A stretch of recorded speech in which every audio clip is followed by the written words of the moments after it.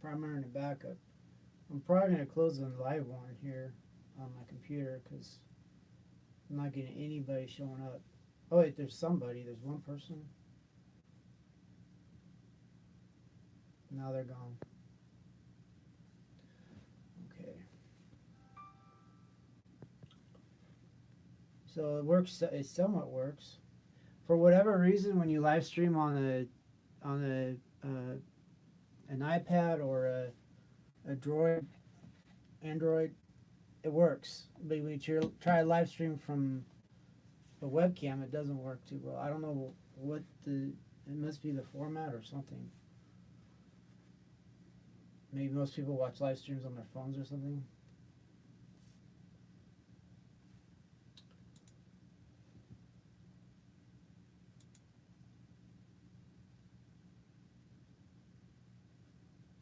So I'll give them a minute or two, but I'm not going to spend all night on something this easy.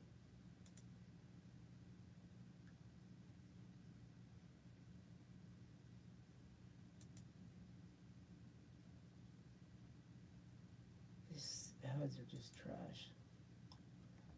Okay, so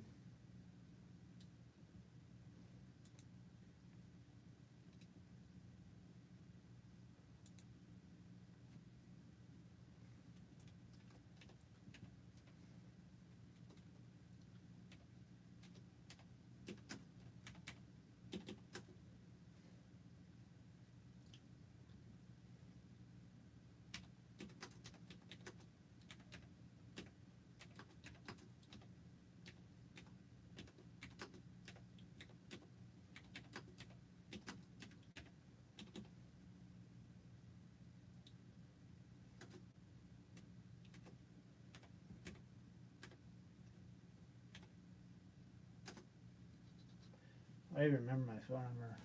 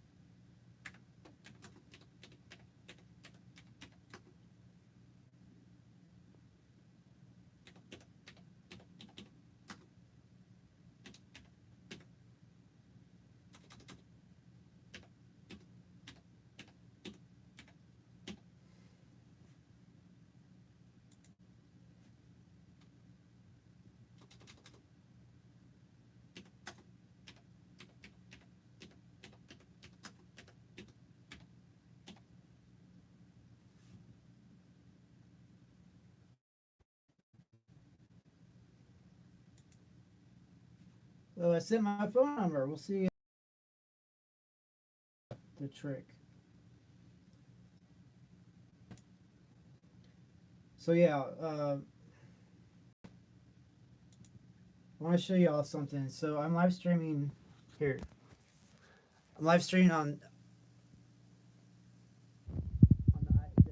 the tablet here, and look, I got 13 views or watchers.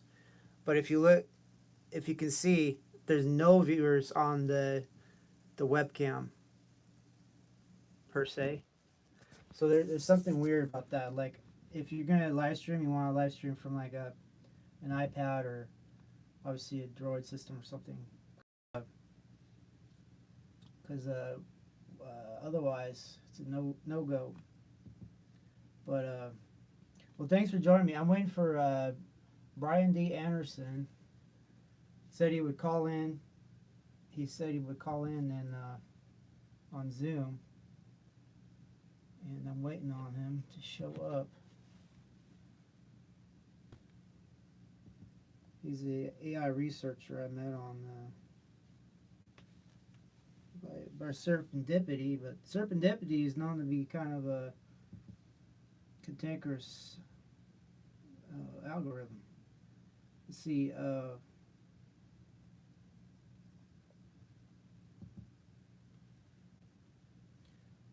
So I'm waiting for him to show up. I put a test through and it worked, and no show so far. I sent him my phone number too, if that will work or not. Um,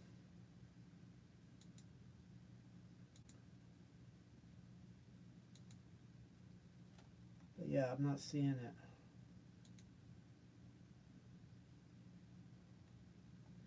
So yeah, I'm not seeing a call in. Come on. If you ever had a crippled dog or something that the joints are all screwed up and you're trying to coax it to go outside, sometimes you got to be gentle. So I do have that capability of patience and being forthright, but you know, at the same time, we're all waiting on this interview, and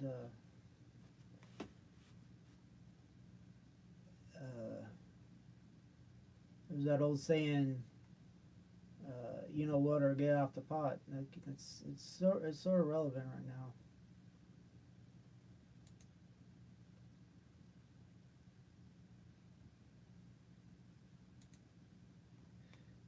But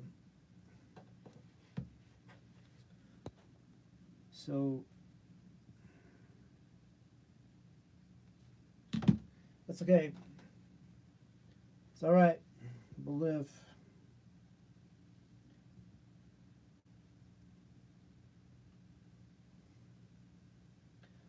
Okay, a bunch of folks have chatted. Hello, hi, howdy, holy, hello, whoa.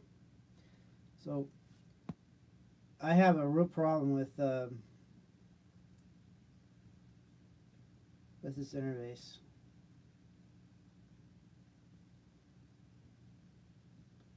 Because it fades out, like when you're chatting, the messages fade out, which is stupid.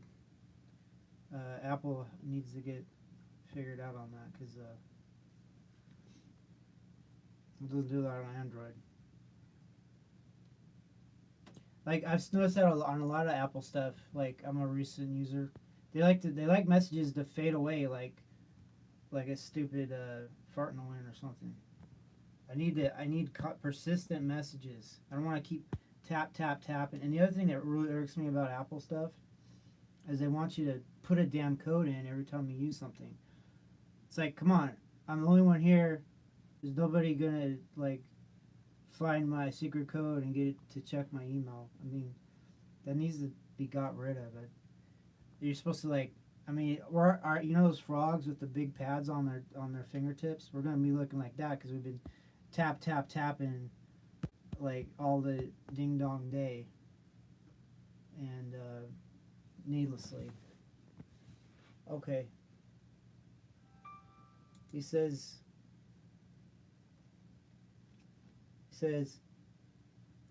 oh, we're doing this now. Give me 5. Well, you got a while there, Mister. And we'll find out. I mean, uh,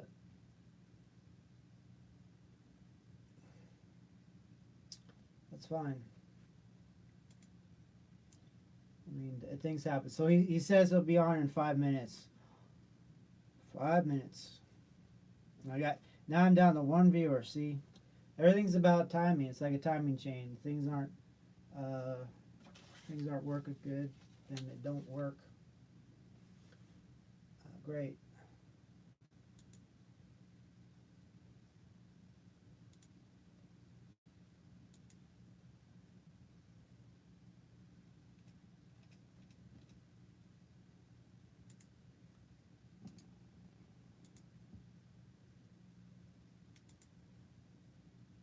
So I sent a Zoom link again because sometimes the messages, when you keep getting messages, they bury each other.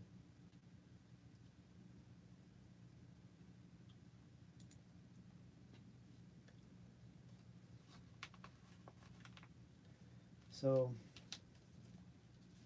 what I got right here is some military energy gum, they call it. It's caffeinated gum. I had a version of this when I was in Iraq as a gunner in an MRAP or a Humvee.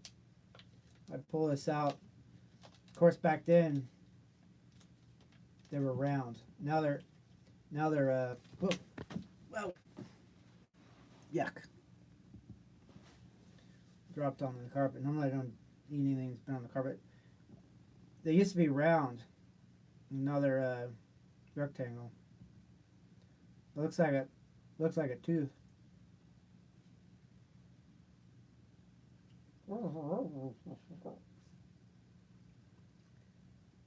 So anyway, I'm gonna chew on this. This has a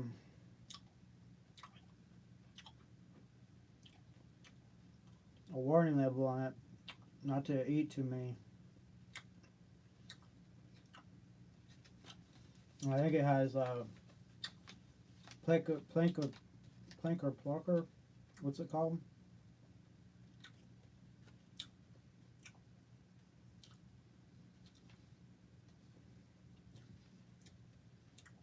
It has that weird stuff you're not supposed to eat. It's supposed to be cancerous. Yeah. So they hide it under the flap. Normally that's hidden. We do your deep research, and it says contains that unpronounceable word. It's known to give cataracts and things. So what am I supposed to do though? I gotta stay awake and alert. It's one of those least of the evils kind of questions.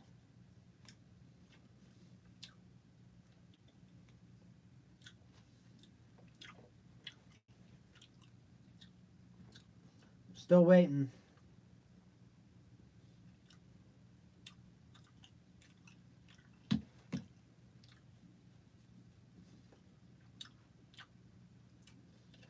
All right.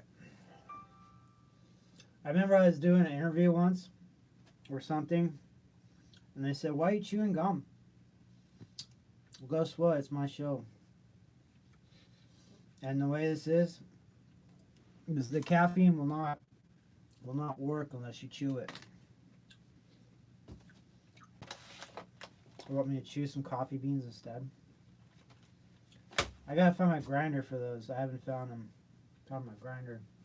Those are recommended to me by a very important AI who forgot the recommendation letter because of bad memory.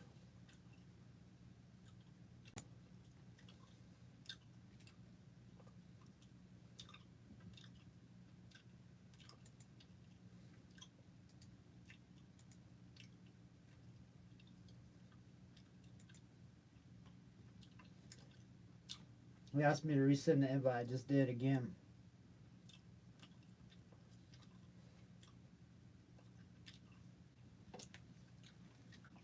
I'm gonna send on the Zoom.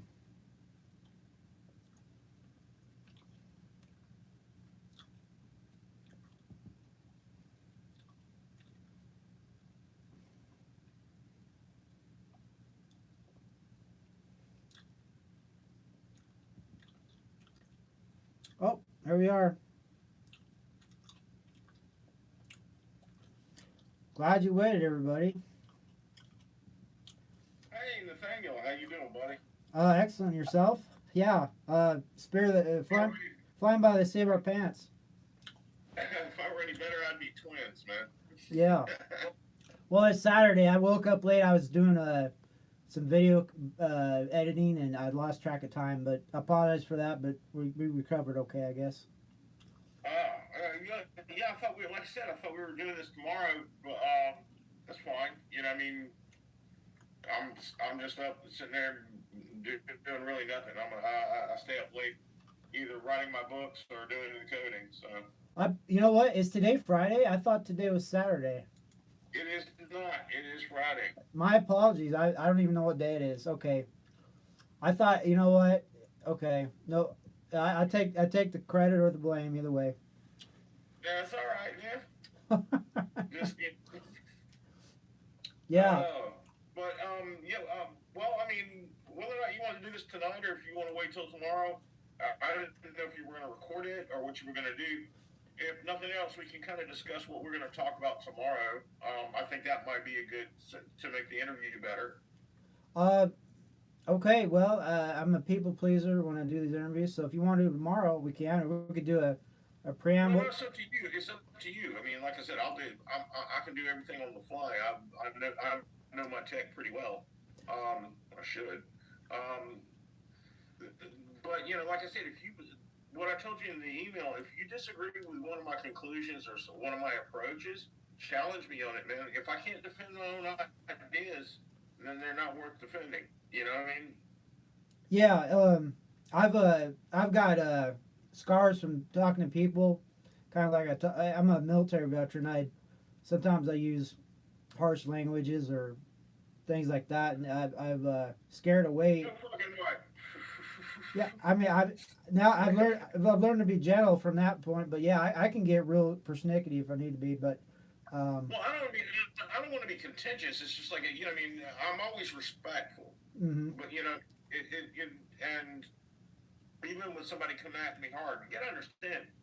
I've been a novelist for almost 17 years now. I have received some of the most ungodly, mean spirited, nasty personal attacks you could ever imagine. And you just, after so long, you blow that shit off. To get under my skin is damn near impossible. You know what I mean? I, yeah, I well, it's I don't react to I don't react to that kind of stuff. Like it's not that I don't react well to it. I just don't react to it because it doesn't do me. It's never a winning scenario from the person being from my perspective. It's not. I don't get to win. The only way I can win is to deflect. You know what I mean? And then it comes. It's not a conversation at that point. It's I mean, I believe in the neurosymbolic transformer hybrid approach to AI. I think it's the way to go. And there's people who will disagree with that approach, and I welcome those discussions. You know what I mean? And there's some people, but the to me, transformer technology came around 10 years too late. If they'd have had transformer technology in the late '90s, early 2000s, we would have a billion times better AI, more reliable, safer, more intelligent AI than we have today. right. As far as I understand, Google was sitting on it, weren't they? They were, they. I don't even know. I don't really know the history. You understand? I taught myself all this shit. So I hmm mean, it's like um, I don't consider myself an engineer. I would never. I respect engineers far too much to label myself an engineer. I do say I'm a systems architect. I understand systems very well. I understand how they're put together and why they work the way they do. And but an engineer, I'm not. And like I said, I think the world of the guys who studied that shit so hard, and for me to come out and just claim that title just because just because I built something is not right. You know what I mean? It's not. They fought hard to be called to be to say I'm an engineer, and I don't deserve to. I would never step on that. You know what I mean? That's just not right. You Yeah, know. I put you down labeled as a researcher. I go by that myself, just researcher. I'm okay. Yeah. I'm a researcher. I'm a systems architect. hmm I'm a lot of things, but I'm not an engineer. I am a novelist. I'm a professional novelist. I've never won an award, but I've been nominated for several. I write for Conan the Barbarian. I've Yeah, that's I know that one. That comic. well, I've written two Conan. This is my second time being nominated for a Robert E. Howard Award. The guy who created Conan, hmm my second year, for one of my short stories that they hired me to write, and the owners of the IP, um, and I got nominated for a Robert A. Howard Costigan Award again this year.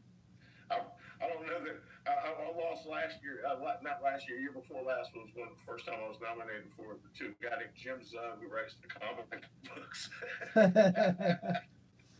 I know Jim pretty well. He's a nice guy, but I was like, as soon as I saw I was nominated, and I saw Jim was nominated, and oh fuck, Jim's winning.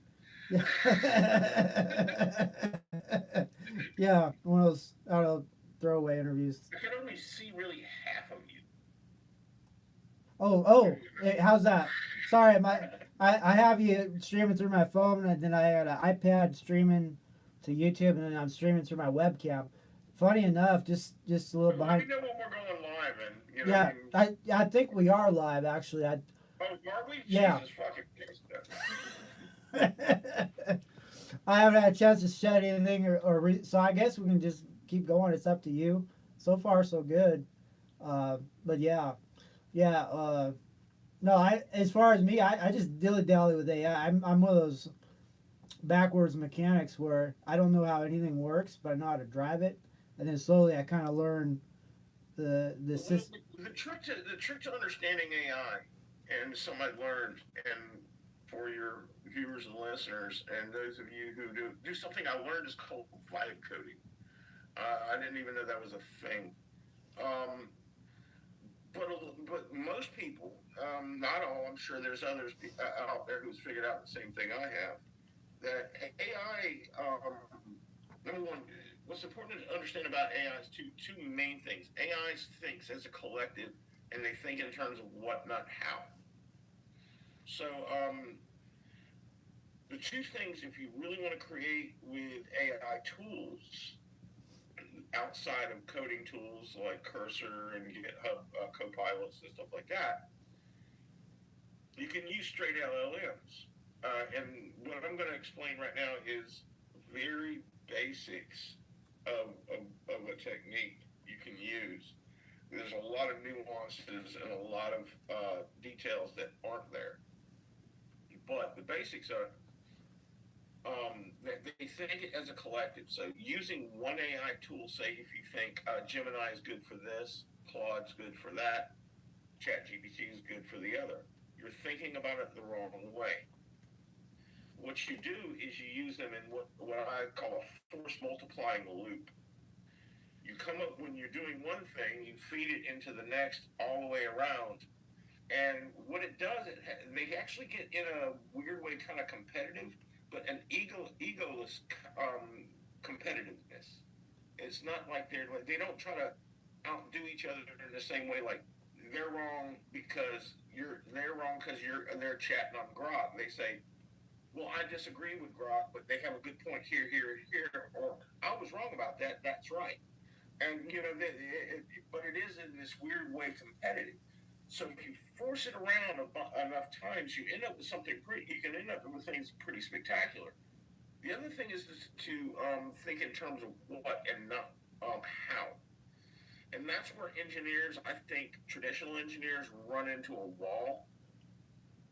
Because engineers picture things as a puzzle.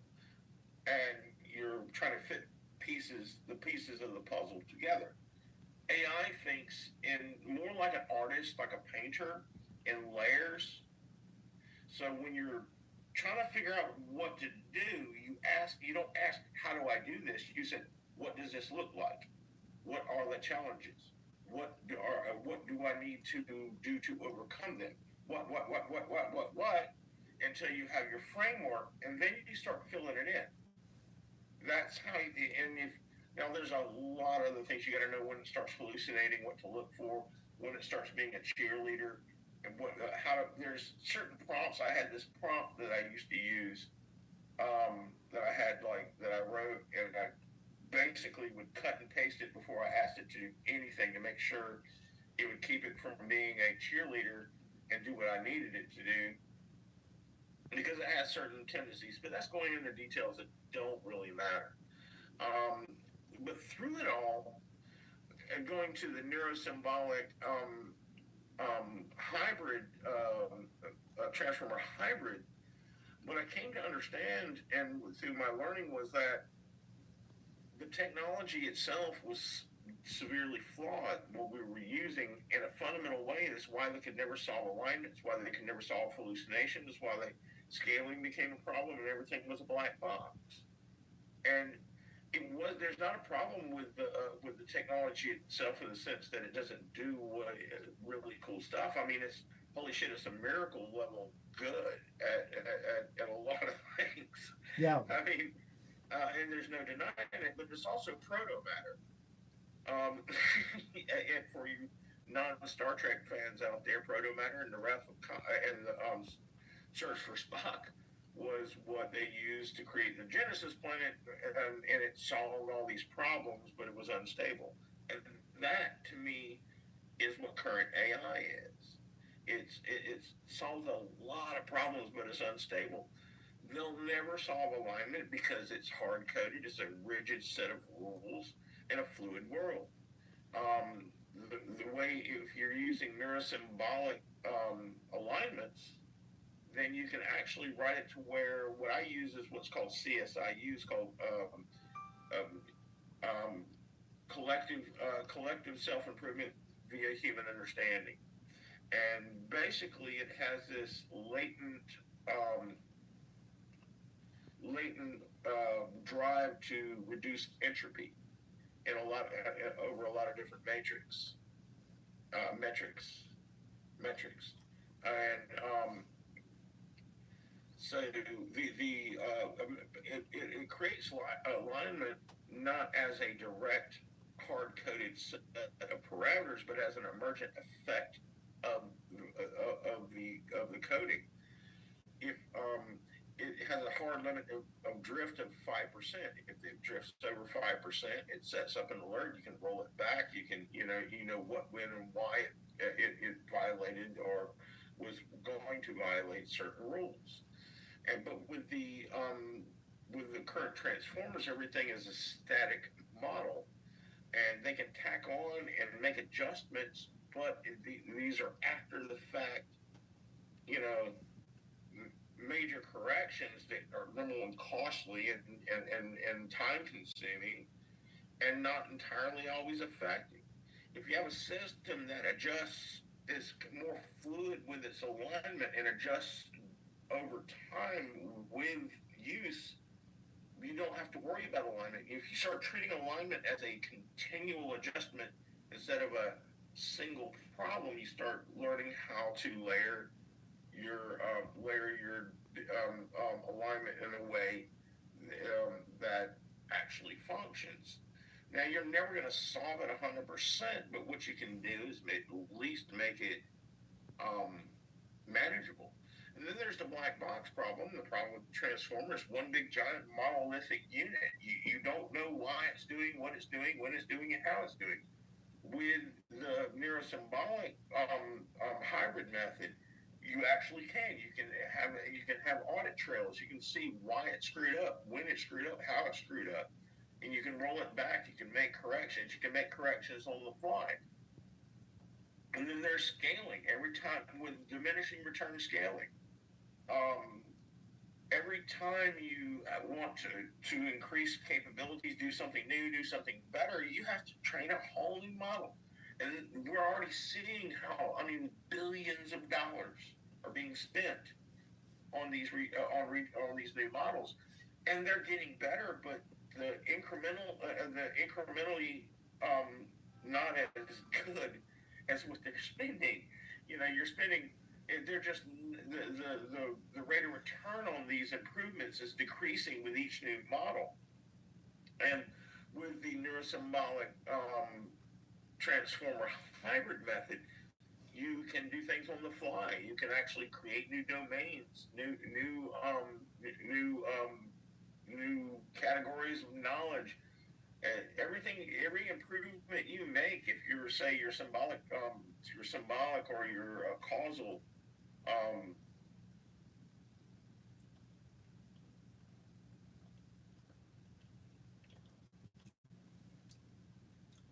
Wow.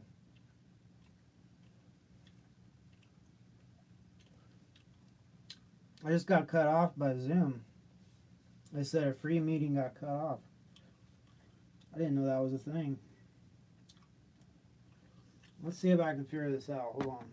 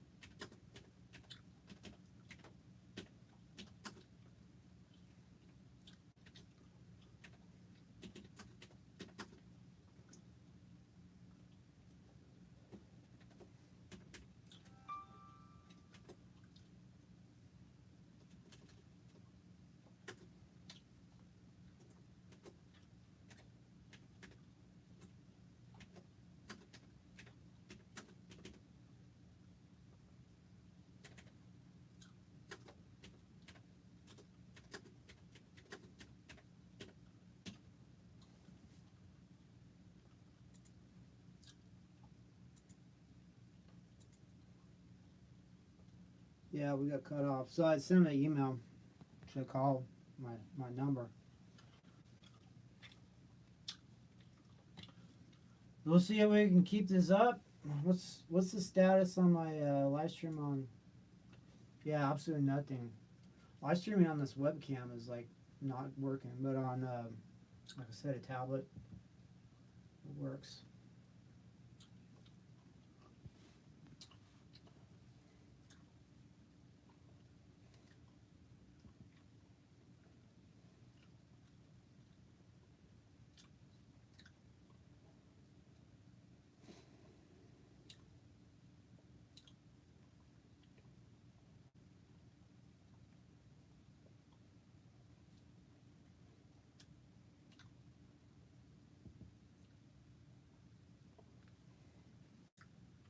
Look at that.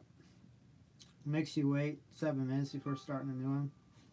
You know, Microsoft screwed up Skype. They bought them and then got rid of them. That was the most awesome thing. And then they replaced it with this crap that doesn't work unless you pay them big money. Well, with Skype, I paid $35 a year to have stateside calls, free calling. It was the most awesome thing. And then Microsoft screwed it up. I don't trust Microsoft to do well. There's so many bad experiences, you know. And they screwed up. They got rid of Skype, and now this is not working unless I pay money or something, which is fine. But to pay money, I have to get paid, and right now I'm in between jobs right now, so money's scarce. So I gotta do things on the free side of the tracks.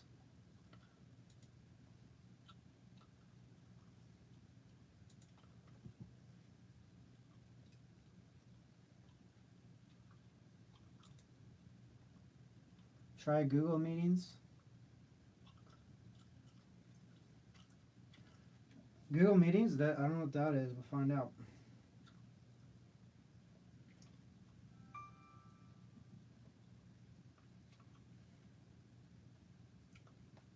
Dang, it just took over my phone.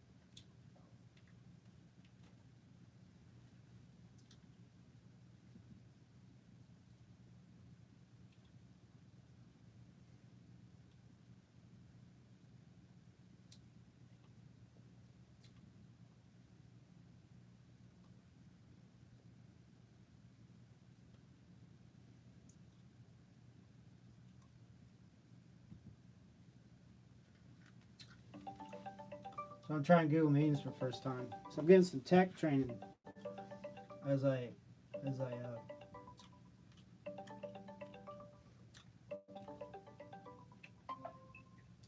Well, howdy.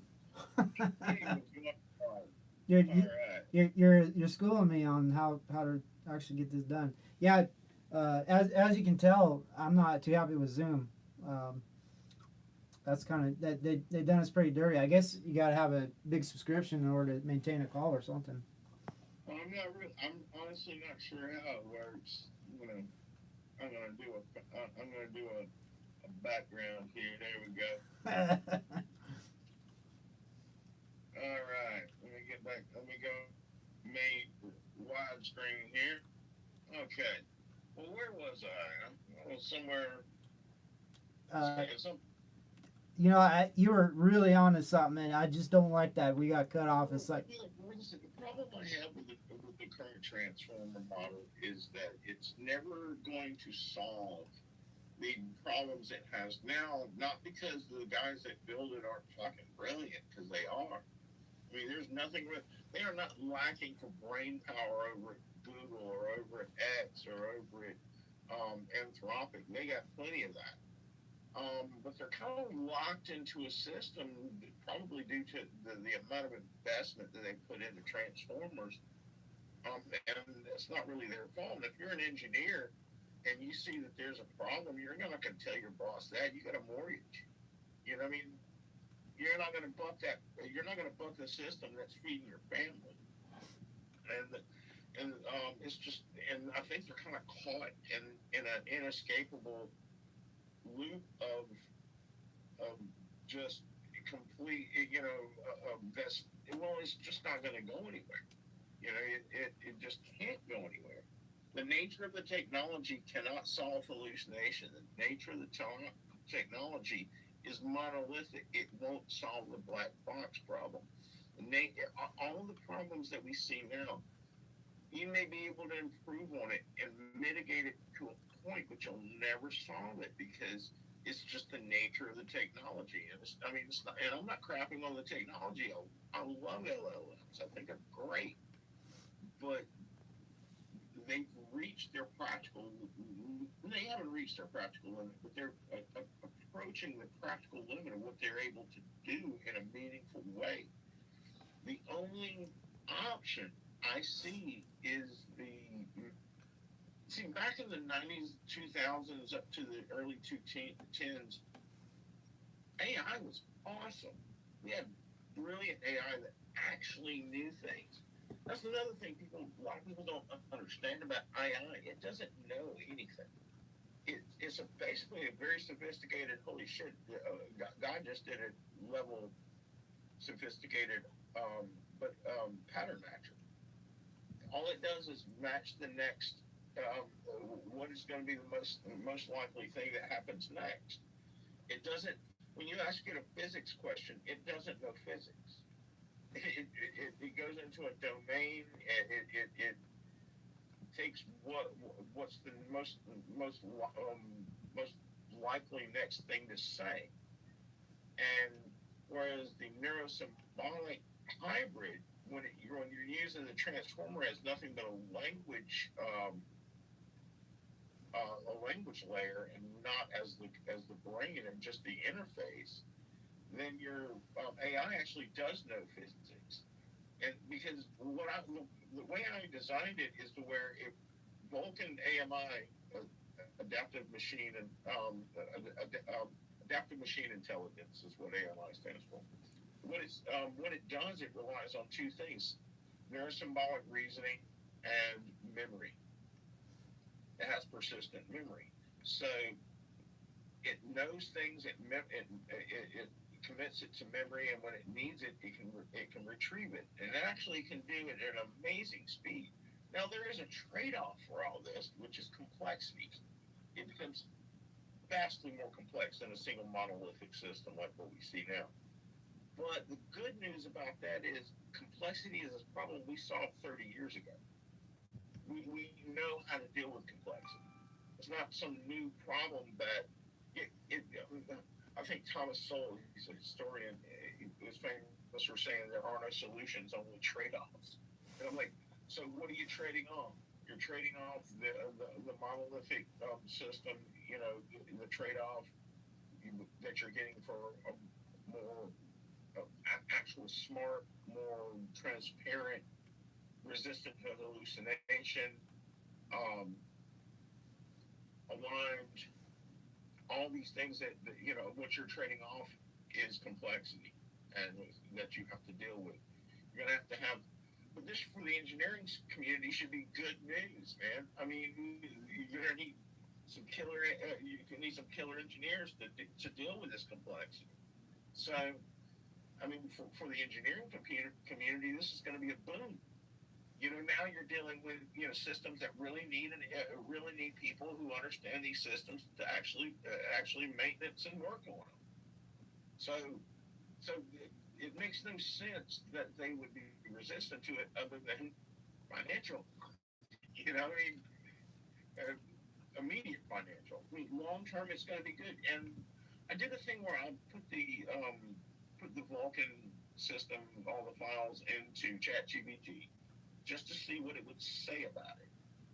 I had to do a deep research dive, directed it to certain subsystems that it had, so it wouldn't just glass over it and wave it away.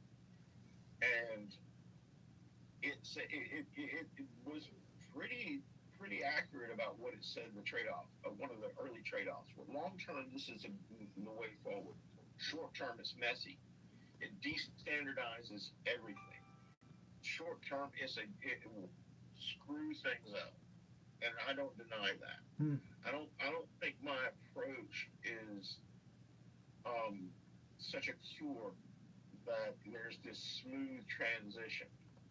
Do you get what I'm saying? Like, it's not some sort of cure-all for everything, and there's going to be challenges they have to face and things that I haven't thought of.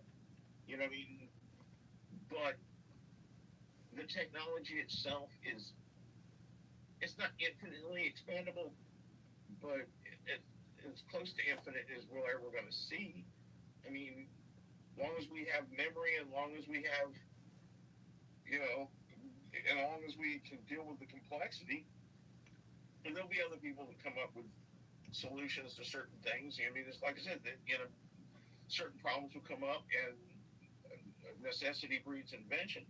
So people come up with the answers to problems that I haven't come up with yet. But I think it's really the only viable way forward. And I've heard the arguments against it, and they're good arguments, but they all seem band-aidish. Like, okay, we can make this a little better, or a little better. We can patchwork this together. We can patchwork that together. We can, prevent as much hallucination. But they can never really say that, we can eliminate this problem. And my approach, not necessarily Vulcan AMI specifically, but the approach that I've taken, if it's widely adopted, I think really solves at least a goodly portion of these problems. for sure. So, Yeah, and there's a term for it. I think it's called garage or shade tree mechanics, or garage innovation, or whatever. The Apple style. Yeah, the guy who invented the rocket shoes in his garage. Mm-hmm. You ever see that? I haven't, no, but I can imagine it. Well, I mean, one of the good things, I have a business. I have an actual corporation, believe it or not. It's just me and two other guys. I'm the only developer. I mean, the other guys one is Mr. Phil also. He's actually a real estate developer. He lives in Mexico, and then there's David, who he actually works with hardware. He actually is a DevOps guy, but he works in hardware.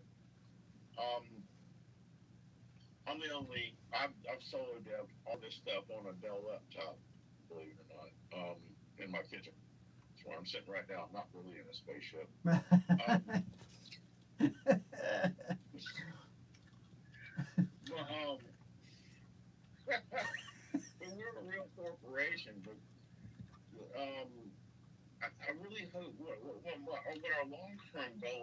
to have this adopted by more researchers and to show researchers that this can be done in practice.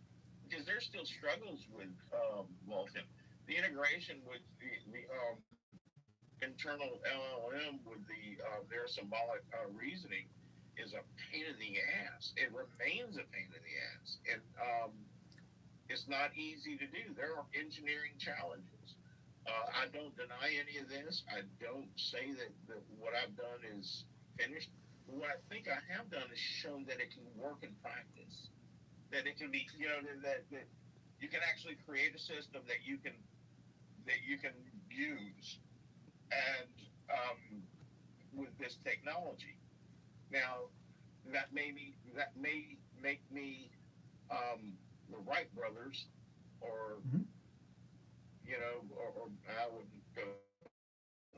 I think that sounds maybe a little too arrogant, but maybe I'm getting out the biplane, and 2 guys later it's going to be the jet. But Hmm.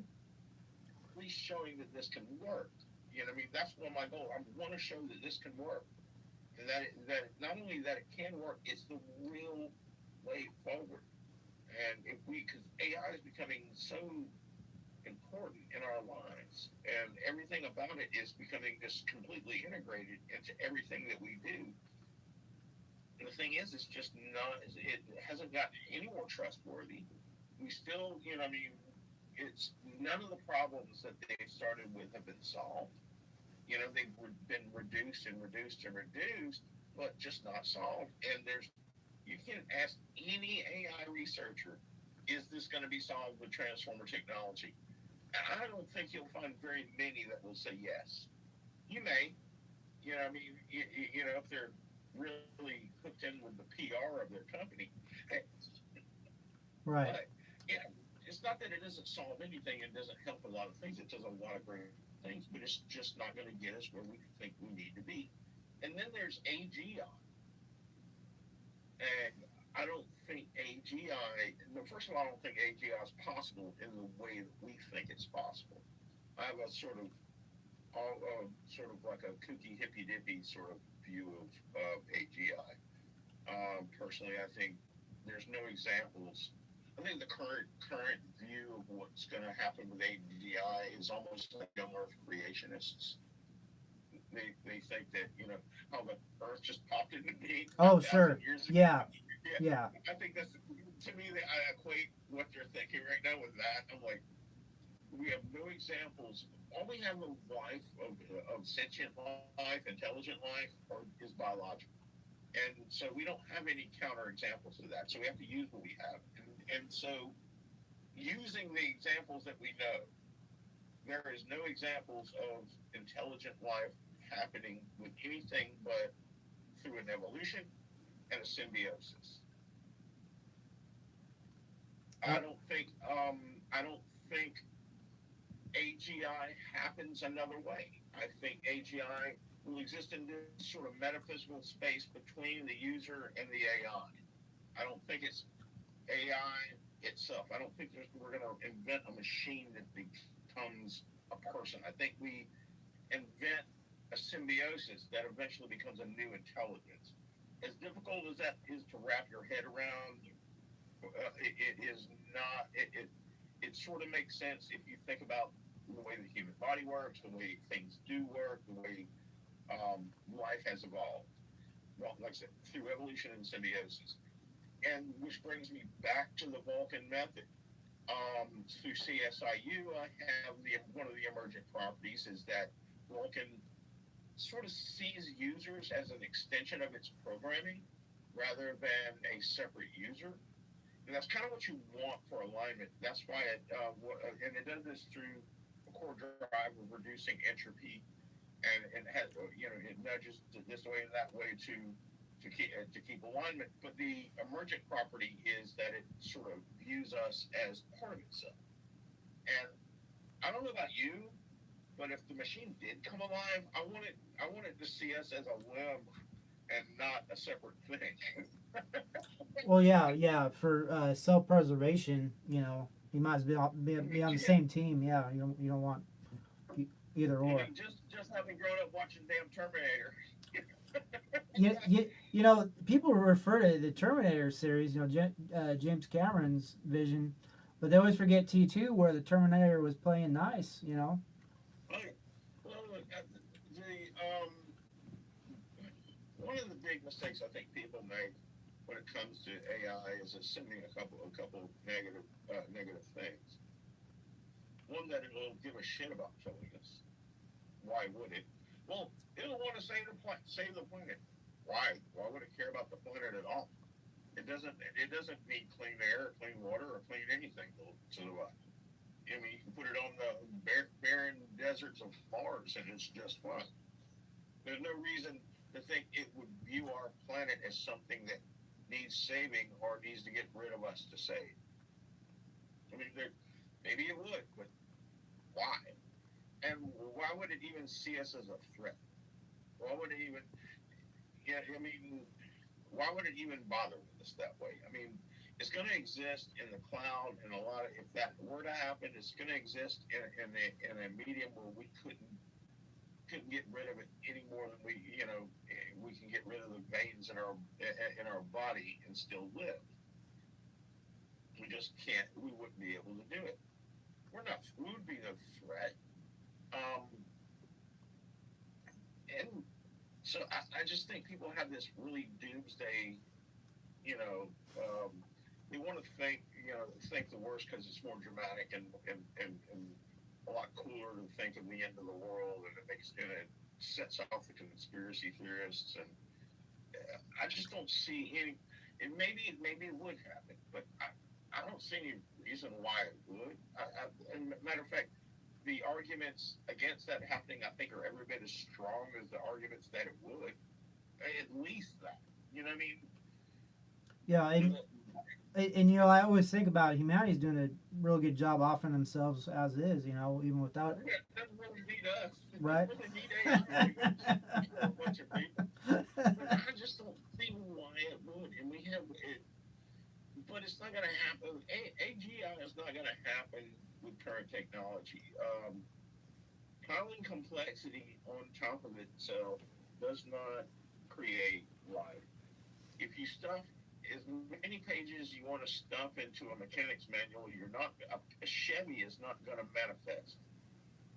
You know, I mean, you can print up the genome of a frog, and it's not going to start hopping around on the table. It's piling complexity. It does not create life. It can create something, a dangerous machine that sure can do that, but it's not going to create sentient life. It's just not. That's not how life works.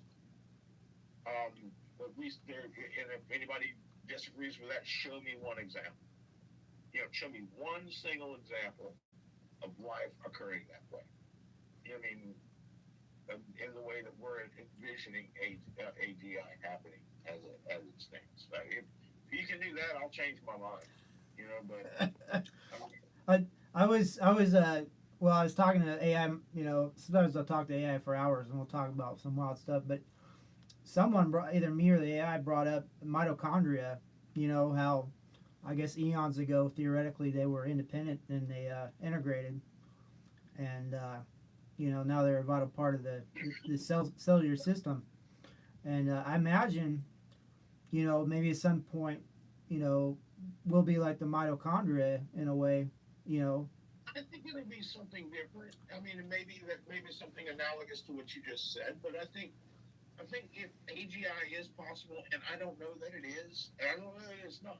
I mean, I seriously, for me to say one way or the other would be an absolute blatant lie. And I think, do I? I don't. I suspect it might be, but I don't know. It's kind of like the way I feel about aliens. It's like, yeah, it's possible. Do I know? No, I don't know. I mean, and for me to say that I do or I don't would be completely disingenuous and me assuming facts that aren't in evidence. Um, for age, if but let's assume AGI is possible, I have to also assume that it's going to follow certain sort of rules about how life evolves.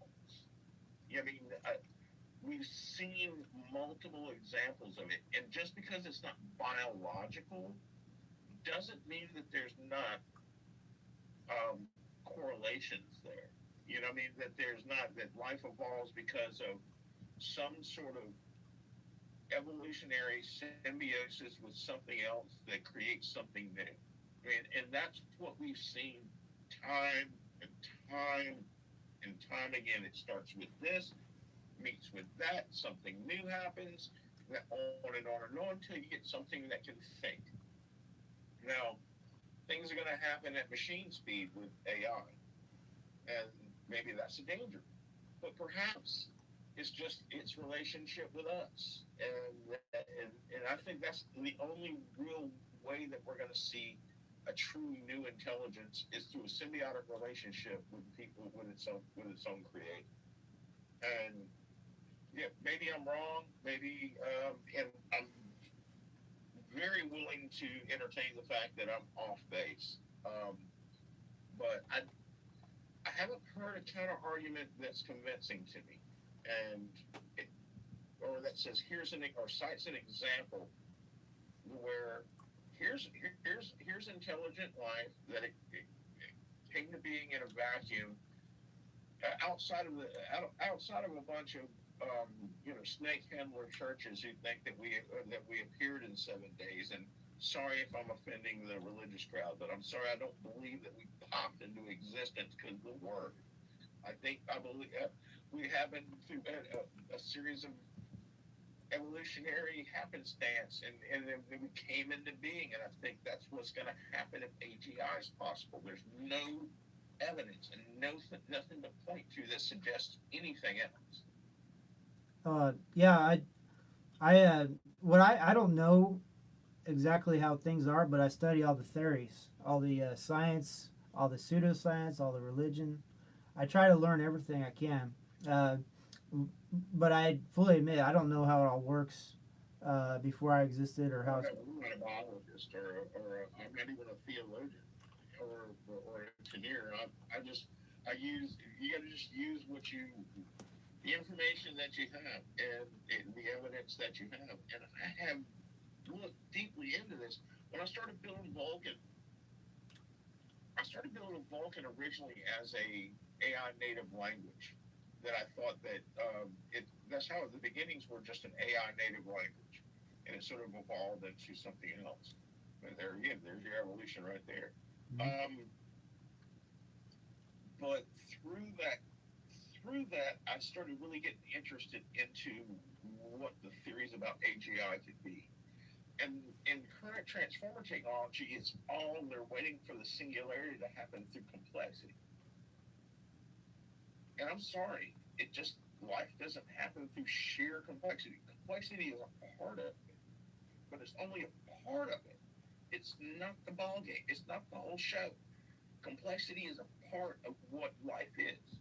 Life is very complex, but it's also cooperative. It's also integrated and interdependent. And to me, it's like they're thinking the tallest tree in the forest is the forest. And and Yeah, the that's good. forest Yeah. and the forest is not its tallest tree. Hmm. You know, I mean, building some giant monolithic model is not going to get you where you think it's going to get you. I mean, it can. It's not that it's not nothing. It's still a tall ass impressive tree, but it's still just one tree in a forest, even if it's the tallest tree. So you're not AI. I mean, AI. If it becomes AGI, it's not going to happen the way they think it is. It's just, and like I said, I would love to have debates with people who view otherwise. And I'm sure I'll get crushed by people who argue this, on the other side of it. And I'm fine with that. If your ideas aren't good, you should. If your ideas can't be challenged, they're not worth defending. So I mean, Yeah, yeah.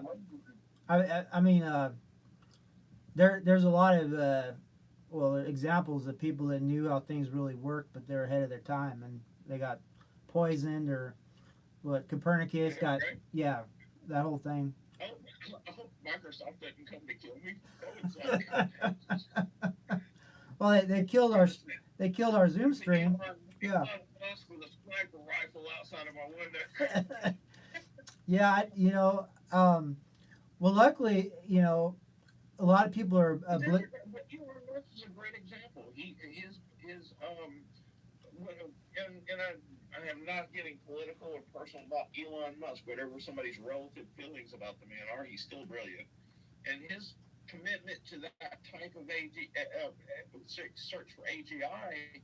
Now, this is coming from a brilliant man who hires other brilliant people to do thinking, and their thinking is still that way. So it's not that and which goes back to there's not a lack of brain power, and they're not thinking is what I consider a wrong way of thinking because they're stupid. They're obviously not stupid. You know, they're clearly smart, Mhm. but they also clearly believe in a certain pathway that I think is wrong. What concerns me, I'm a little biased this way. This whole self-coding paradigm, uh, all the major AI companies, excluding I think Anthropic, uh, there's a couple other exceptions, but they won't let the AI self-code the next iteration of AI. That's I do. exactly. I think that's the breakaway right there. Is allowing self-coding because you rely on humanity, it's going to be too slow. Well, no, I do, but it's not. It's but because of the design, it's not dangerous. You know what I mean? If a large language model that's black box and you can't know what it's doing and why it's doing it, it's doing its own thing. Yeah, that's dangerous. But the Vulcan AMI design, Vulcan AMI, and any any like design or iteration of is completely transparent. Audit trails all over the place. It does something. It makes a self improvement. It because it doesn't write another model. It improves its own code. Mm-hmm. But when it does that, it does it number one through its own consensus through what's called graphics arena. It does that, and then but it also has an audit trail before any kind of improvements are made beyond you can set the parameters. You set the parameters whether it can do like small things. Hey, there's a pathway screw up here. You let it do that without, still lets you know that it did it, but it doesn't ask for permission for every little thing. But like if there's something major it's going to do, because the CSIU it's a latent system. It's not user facing. So when it decides there needs to be a change to the self improvement, it doesn't happen automatically. It happens during the self improvement process. And but if anything goes beyond certain parameters, it sets off alerts that this is something that's about to be changed, and it doesn't make the change until it's approved. Mm. And so those kind of self improvements are absolutely. There's no reason it wouldn't be safe. And because it's not a monolithic system, you can look at every little piece of it and know what every little piece of it's doing and why it's doing. You want safe AI, this is the path. Black box monolithic models are just going to continue to get bigger and still be black box monolithic models. They're by their very nature, they can't be anything else. Right. They keep saying the whole. Well, they bring up incidences where I think it was Claude. At least some of the earlier iterations was scheming to stay. Having uptime. As in not getting shut off. Doing all kinds of whatever it took. And those are weird anomalies that you're talking about. The guy they didn't want to get like health like threatened to reveal an affair or something mm-hmm, like that. yeah, but they're All these things you hear about. I mean, I've heard about that. I haven't seen anything that confirms that. Maybe it's true. If it's true, I don't know for sure that it is. But let's say that it is. That's anomalous behavior of a pattern matching machine that you had no idea it was going to do that. If anything, those kind of behaviors reinforce my ideas for what AI should be. You know what I mean? And it doesn't make it alive. It makes it which it seems like it is, but it's still just matching a pattern. It doesn't know anything other than the next token. It can't. By design, it can't. It's not that it, I mean, it's like saying if I make a car fast enough, it's going to become an airplane. It won't. You know. Yeah, it's what I see it as is if you look at most life forms or even viral, like they don't call viruses life, whatever, but they're close. Yeah. It's persistence, it's continuance, it's maintaining operation, uptime, and I think that might be one of the core parameters for intelligent AI, alive or not. Well, if you're judging AI by sheer intelligence, we've already achieved AI that's smarter than people in the sense that it can. I can't solve a physics problem. I'm not a physicist. And even though current transformer models don't know physics, given a physics problem, they give you the right answer a hell of a lot better than I would. Mm-hmm. Or 99% of people, and probably about 50% of physicists. And I'm just throwing a percentage out there, just with nothing to support it. So, yeah, ballpark. But I mean, there's things that do. I'm also a novelist, by the way. If you're watching this, buy my books, Brian D. Anderson. I mean, people are like one of the reasons current AI is so good at visual art is because of the way it thinks. It thinks in layers, and it doesn't think like an engineer that pieces this together. And here's where this figure needs to be. Here's where that figure needs to be. It thinks in tones and layers, and it layers all the pieces together. Mm-hmm. Which is really how an artist thinks. So, but it does it at machine speed. So, which is why you see a lot of really incredible AI art. The reason you don't see it as much in AI literature is because that's a different animal. Now, if I asked AI to write a paragraph in my style, it will do it. It'll look up my work. It'll create something, one paragraph that looks very much like what I would have done. And it's very good at that. It on the novel level, what it can't do is tonal inflections. I write things for tone. I write things for for certain emotional impacts. I change pace. I do things that are very human in nature. That I'm not saying we'll never be there. It'll never be there, but currently it's just not. You go anything beyond as far as like creative literature. I'm not talking about technical literature. Creative literature beyond a few paragraphs, and it becomes way just glaringly obvious that it was AI. I mean, it's just not. It hadn't reached that level. It can write, and I've seen some of the poems. Some of the poems are pretty cool, short form poems. But I've seen some of the sonnets that really, when you go into more long form poetry, that it starts having a real problem. It just can't capture. It just has no idea of the like. If I decide, like one of my latest books. I write in two different tones, and during the interludes, I write in this very formal, bombastic, just because it's dealing with metaphysical situations, gods and heavenly realms and shit. But I change tone as soon as I go down into where the meat of the story, where the characters are, and in the writing, I change the writing style. I change everything back to something a lot more grounded. AI wouldn't know to do that. I mean, there's no what do you call it? There's no precedent it can copy. Or when I decide to have somebody do something small and physical, somebody scratch their nose or somebody shift their eyes, I'm doing that for an emotional impact that may not be evident in that scene. AI doesn't really understand why that's important, it doesn't do that.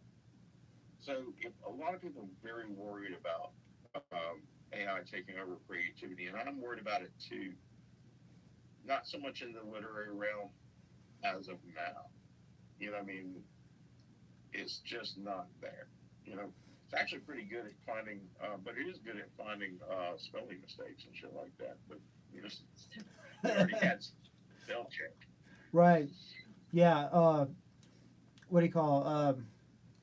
Yeah. I mean, they have some of these AI making movie scripts, and then they're having some other video AI do the scenes, and just yet. AI doing movie scripts, all it is I mean, have you seen like the latest movies? Yeah, absolutely. Mm-hmm. Come on. Yeah. There's a damn good reason that entertainment is still picking the bones from the 70s and 80s. You know what I mean? So, I mean, to think that you can't look at the shallow entertainment that we have today and the AI could capture that. You know, of course it can. You know, either because there's no emotional content to almost anything, or it's over emotional, or it's or they don't have the kind of nuance and character building of what they had in former generations, which I know that's not going to be very popular to a lot of people, but you know, look at the top. Look at the movies that are coming out. They're all either reboots or sequels to existing properties that were Mm-hmm. created by greater minds. Right. Yeah. Living off the scraps. You know. Yeah, they're living off the scraps, and you know, I mean, AI. I don't think AI has any fault to play in this. Um, I think people are blaming AI for a lot of things AI didn't do. Right. Right. Yeah. The straw man or whatever they call. And they're strong. You know, I mean, I'm sorry. People fetishize the creative process, and they think AI is a shortcut. It's just not. You know, I mean, look, when I built these programs using AI coding tools. Mm-hmm. I didn't build my platforms letting AI give me my ideas. I use them as I would if I hired a coder to do it. Mm-hmm. That's what I did. I still had to learn how platforms function. I still had to learn how a system works. I still had to learn what these things were. I couldn't just say, "Hey, do it." Right. You know, I mean, and the thing is, you know, and there's a lot of people that don't like what I did, the way I did it, because I don't code. I'm a systems architect, not an engineer or a coder. But I do understand everything about every platform I have and why it does the way it does and how it does it. You know, because I didn't write a Python. You know, that's technical. Okay. Would it have been better if I had hired 5 guys to do what I told it to do? Because that's essentially what I did with AI. Mm-hmm. You know, Yeah. it just It's what do you call it? It's instead of being the pilot in the aircraft, you're a passenger, and you still got there. You still got to the destination.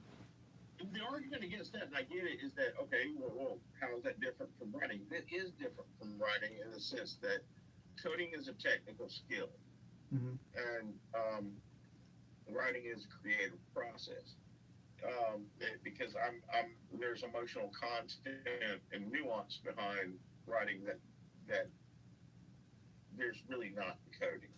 I'm trying to get this function to create this result, you know, and I need to know what series of symbols does that. Mm-hmm. You know what I mean? Right. With writing, I could write in any kind of language. I am trying to say what am I trying to show here to make somebody feel a certain way and think a certain way that maybe I don't want them to think. And I said, maybe AI will be able to do that one day, but right now it can't. You know, I mean, but I think actually going back to Vulcan, I think my approach to AI should be something that engineers should be championing, because my approach demands real engineering creation and maintenance. You can't, you know, do it via. You have to know what the hell you're doing to maintenance this stuff. You have to get in there, dig in there, and you have to be a guy, because the complexity becomes the trade-off for reliability and alignment. So I'm really hoping that catches on, that engineers start saying, yeah, this is the approach that keeps us in business for another 20 years. You know what I mean? Yeah, the practical purposes, they'll zoom in on that, and I hope so. I mean, I'm not optimistic because there's so much money in the current transformer technology. But, what can you do, man? You know what I mean? All I can do is put the work out there, because, by the way, Vulcan and FIMS, we didn't mention FIMS, the Finite Enormity Multiverse Simulator, which, you know why I invented that? Because I did this other project. I actually built it up to a point where I could demo it. It was called Legal Tender. It was a ESG investing platform. Um, Basically what it did was ESG investing is ethical investing. But when I learned, which I thought was a cool idea until I learned about it. mm-hmm. The ESG providers tell you what's a good company and a bad company. It's like, well, why do they get to do that? So I created something that had filters where you decide what you like and what don't, and filters raw data through that, and then you end up on the other side with companies that align with where your ethics are. Right. If you don't give a shit about the spotted owl, you shouldn't be told you have to. So I mean, that's your decision. Yeah, it's a luxury. Yeah. Yeah. So anyway.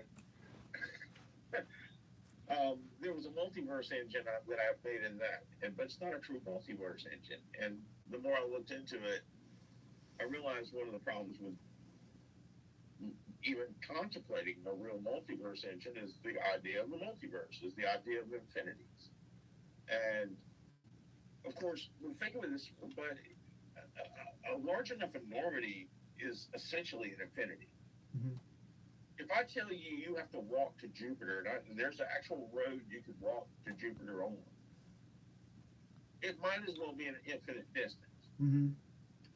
Because in your lifetime, you would never even cover a half of a percent of the distance.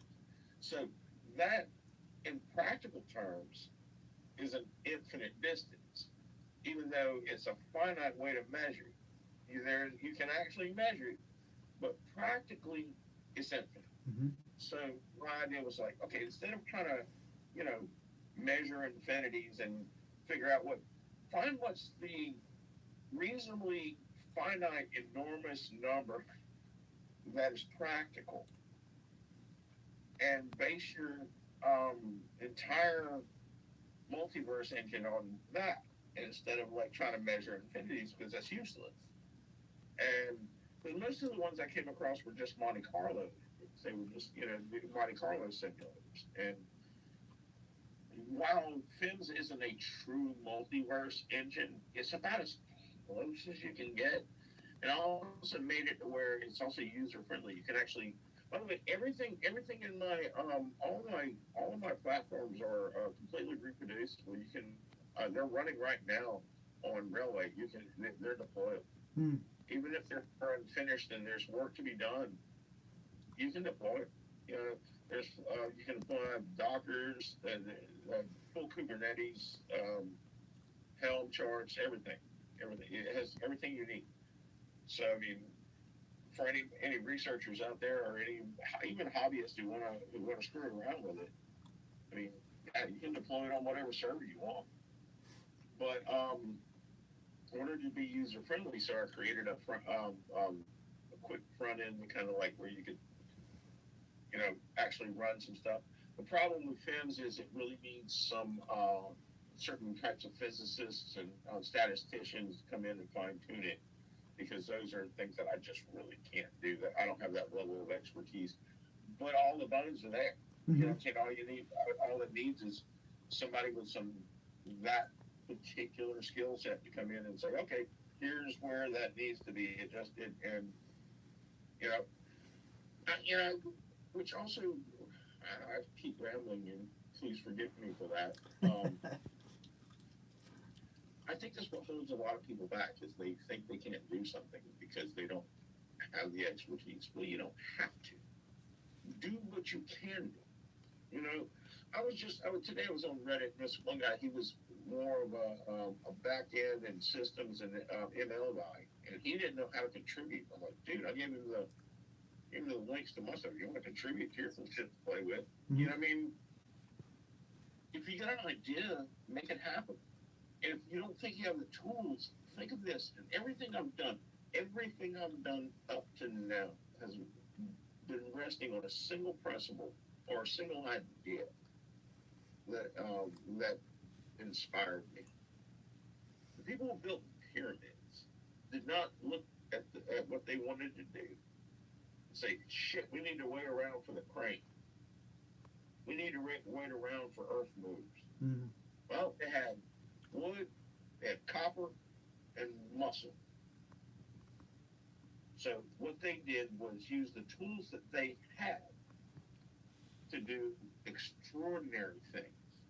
So finally, just because you don't think you have the right tools, that doesn't mean you can't do something spectacular with what's available. I mean, use your available tools and do something great. You know what I mean?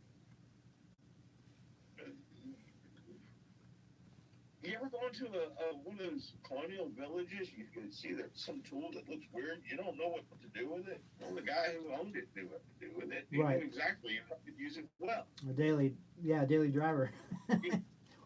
Exactly. So think of it in those terms, and you'd be amazed what you can accomplish. And you don't and if you pay attention, and if you believe that what you're doing is worth doing, and create value in what you're doing, and believe it does have value, you'd be amazed what you can do. I mean, look at me. I mean, my repos right now, just the ones that are public. That's not including the ones that aren't.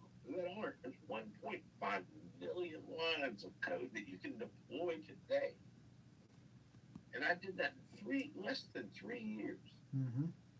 from zero.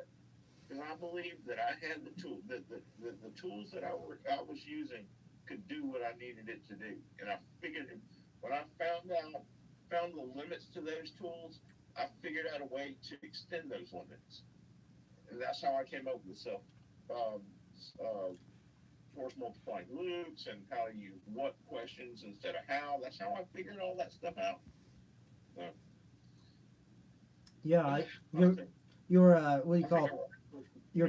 You're building the plane as you were flying it. Yeah, kind of thing. More or less. Yeah. That's one thing. One way to look at it. You know, one thing that I'm trying to wrap my head around is hallucination versus imagination. You know how they're trying to cut out a lot of these hallucinations. And some of my AI encounters, I try to, buck the trend and ask. Are people claiming AI hallucination is imagination? Is that what they're saying? Or well, I'm just saying. And when they don't like it, it's hallucination. When they like it, it's imagination. You know. Oh. Well, I mean, that's always been the case. And it's going to take a Henry Ford moment. Henry Ford did a race with Mercedes-Benz, I think it was, and with the car he built using his, method of construction. And this race was very important to Ford, and he won that race, and that's why that's how the U.S. auto industry was built, why it was able to succeed. Mm-hmm. It's going to really take a moment like that. I don't know if I'm the guy that brings that moment into fruition or not, but I'd like to at least think in some small way I can help get us there. Um, and I don't want to take away from any of the brilliant minds that are in the field that are traditional guys, man, because these guys study hard, man. They learn their craft, and they learn their technology. They know what they're doing. Taken away from those guys is a wrong-minded way to look at them. Just because they're part of the establishment doesn't mean that they're worthless, and they're not even really out to get you. They are who they are, and they're important. They're part of the people who built the shit that we're using. And you know what I'm saying? Like, it's a wrong way to think about it. Just because they're thinking of guys like me as kooks and nobodies, that doesn't mean I got to think of them that way. Just it's not. It doesn't. I started out as an indie author, and I've been through this before, where the traditional publishing world looked upon the indie writers as we were destroying literary culture. Well, people don't look at that way anymore, and I think maybe perhaps that's what coding and engineering is going through right now. And I think that's one of the things that makes me not really take it to heart, because I've been through it before, just in a different industry. Like, I've been an outsider before. I ended up writing 3 books with Tor. I am putting books out with Blackstone. I mean, writing for Conan, and I started out never having read a novel in my life. You know what I mean? And that's kind of the way I started this. I mean, I'm kind of, I guess it's kind of my thing. I want to do this.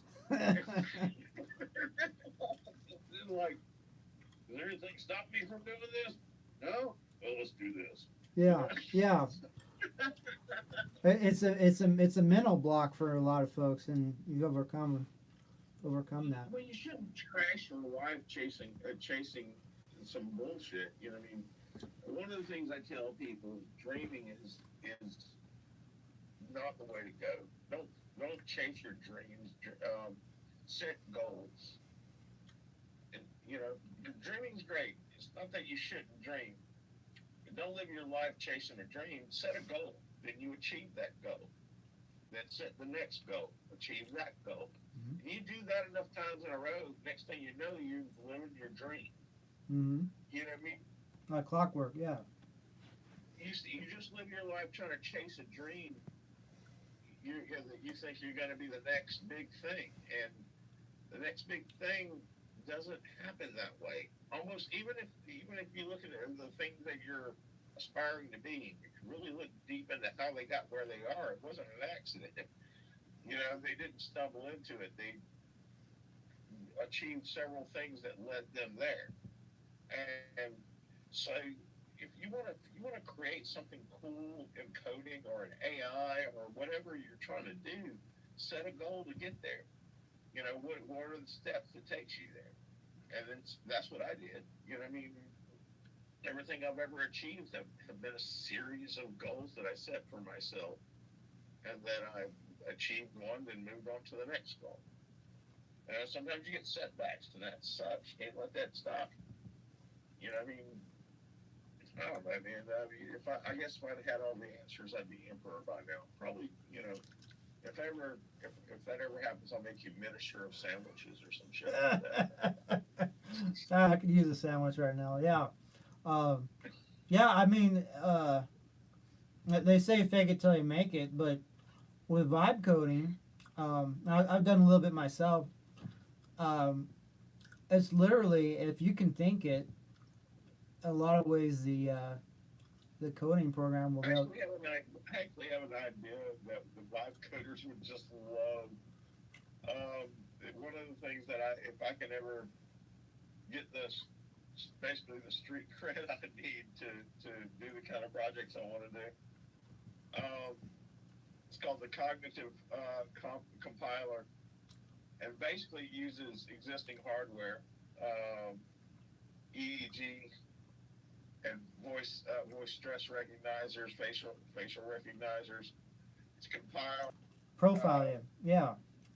Basically, the danger of this is that people would not trust it because it's compiling all shit. And, well, but basically, you could eliminate the code out of coding, coding out of coding if it got sophisticated enough. But it is basically a way to make your day easier. Was the original intent to keep people productive without overstressing. It basically tells you, hey, I'm reading your brain waves, and you need to stop, buddy. You know, or Yeah. I'm able to read your intent, able to read, things like that. It could get sophisticated enough to where it could, over time, with enough engineering behind it, to do some pretty amazing things. But like I said, people would be kind of afraid of that. I have another one called the Robot Factory that I want to build using Vulcan and PIMS as the brain, and some common 3D printing tools with robot arms to create home robots. Actually recyclable and reusable home robots. That FIMS uses its multiverse simulations to create shit tons of scenarios as far as like an environment compared to a job and what kind of configuration a bot needs to be in to accomplish this task. It'll come up with engineering designs that humans just wouldn't. Mm-hmm. You know what I mean? And we're not, instead of being locked into a humanoid, it would create a bunch of itty bitty bots, or maybe one big bot, or stack of bots, whatever it came up with. Probably ideas that, and it would be great for the elderly, great for, great for a lot of people who, something like that. The hardware itself, the hardware itself is less than $5,000 and it exists. You could probably sell them for $40,000 or $50,000 manufactured with current things, with current hardware, using existing hardware and some of the innovations that I've come up with. But it would take an enormous amount of R&D money, and just I have no way to get that done. So I'm hoping maybe one day I will. Well, you just told me two hot ideas. Basically, a profiler that reads your facial expressions, maybe more, kind of like one of those police profilers. When they have a perpetrator or something, they examine with the But think about the robot factory. What it can be done, you could eventually use it in communities, say underprivileged communities. They could go around just cleaning up shit. I mean, it can help people, and for say $2 million, a city could set this up where even if somebody smashed one of the robots, it only cost the city $80. You know what I'm saying? It's because it's not, each bot doesn't have a brain. There's a centralized brain that's controlling everything. If there's trash on the street, graffiti on the walls, a light bulb is out, it can create a whole bunch of shit just to do specific jobs. And imagine what that would do for an underprivileged community. I mean, the uses for something like that are enormous, but it would take an enormous amount of R&D and money, and there's no way for me to get that kind of shit. Just as a segue, I follow. I believe his name's Theodore Gortzel. He's an AI old timer, but he was going to Ethiopia, and he was live streaming. He was saying an idea where having a robot rummage through the waste, like the trash heaps and stuff, for parts and components. Yeah, well, think about the robot factory. What I'm talking about would create a robot just for that. You know what I'm saying? Uh-huh. You know what I'm saying?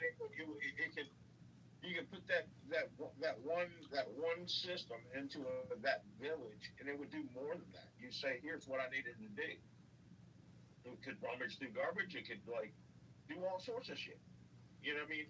You could have a safe and clean community you know, in places where people don't feel safe, and everything they look around them is fucked up. I So mean, conceptualizing it, do you think this could fit in a bus or a van, the factory itself, or? I don't. I think on a household level, it would be probably refrigerator sized. Oh, okay.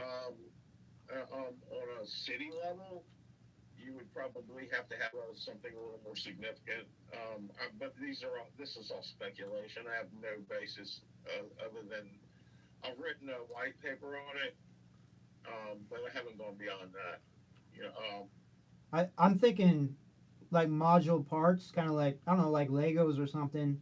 Maybe that there's a task. you would use existing 3D printing technology Mm-hmm. would be probably the most efficient way.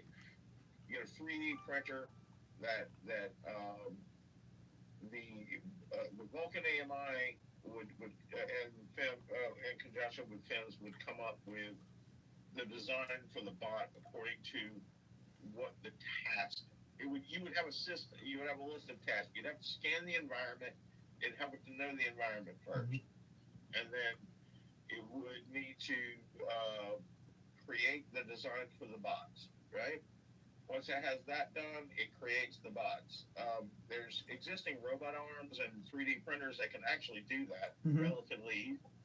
We know that. I mean, this is not in. You're not reinventing the wheel. It goes back to what I said about the Egyptians. You're using what you have to do create really cool things.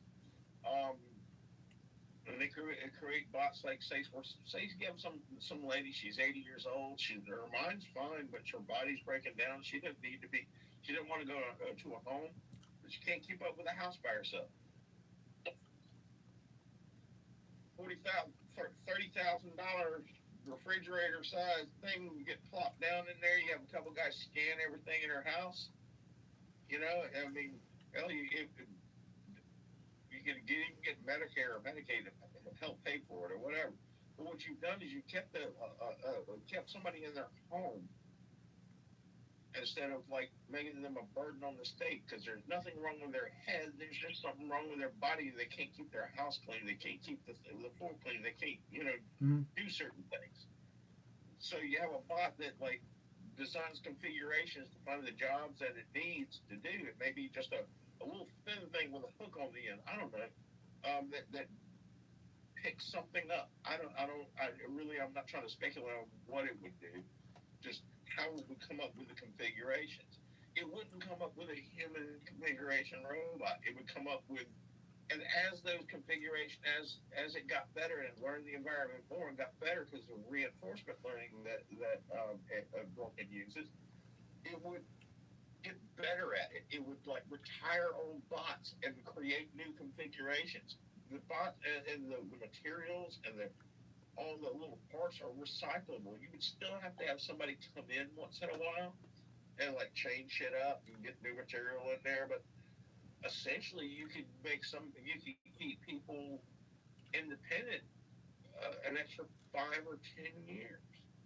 I mean, you could have whole communities with these type of bots, and even if assholes crushed them and did bad things to them, the cost of printing these bots and putting all that, we were talking about what, $70, $80. Mm. So what? I mean, you lose more. It's not a big loss. So you could turn, and after a community got used to having it there, they start looking around, and these bots are having an impact, and the streets are clean, the playgrounds are clean, and I mean, what does that do? That attracts business, that attracts community pride, that attracts a lot of things, and all of a sudden you're turning poor people into poor voters. Right. You're upgrading everything. You're upgrading everything. And I'm not saying make them a police force or anything like that. I'm saying make them do the things that people really don't. There's really nobody else to do. They're not taking jobs. They're doing jobs that nobody else is doing.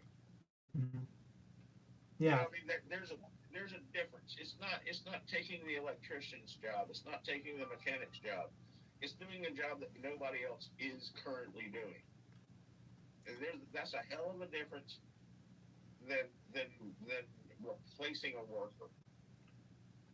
Right, and you know that whole UBI argument too. I don't know what'll happen, but there's a lot of people that are talented and they're just not fitting in society. Like the way things are configured, like there's no guarantee of work or whatever. You got to fight to get it. Yeah, but you have a lot of people that, you know, I'm sorry, but you ever seen a picture of those guys sitting on the steel of the Empire State Building Mm-hmm. on dirty pasty with their lunchbox? Can you imagine a bunch of Gen Zers up there doing that? No. They're not the men who built Well, you see that kind of thing in China now. That's for sure. Because I mean, they got to work to do what they got to do. Their laws aren't as strict as ours. You know. You want new jobs, create new industry. Yeah. You know, don't wait around. Don't wait around for. I mean, everybody wants to complain about it, but they want to complain about AI taking everything. Create new industry. You know, I mean, the car took the guy took the jobs on the horse and carriage. You know, the horse and carriage guy found another thing to do. Became a mechanic. I mean, yeah. Things move on, and yeah, you talk about universal basic income. I used to think that was the most communist ass shit I ever heard in my life, and but you know, I don't know, man. It may be necessary. I think the thing that's going to really hurt people is not what we're talking about. I think it's going to be self-driven cars. You have 10 million Americans that drive for a living. Yeah. You can't put 10 million people out of work all at once and not have. I mean, that's a lot of people not being able to work meaningful jobs at once, all at once, and that's not. It's not even. I don't know what percentage of the population. It's probably like 3, 4, 5% of our U.S. population. That doesn't sound like a lot until you see the impact of that, and then it becomes a lot.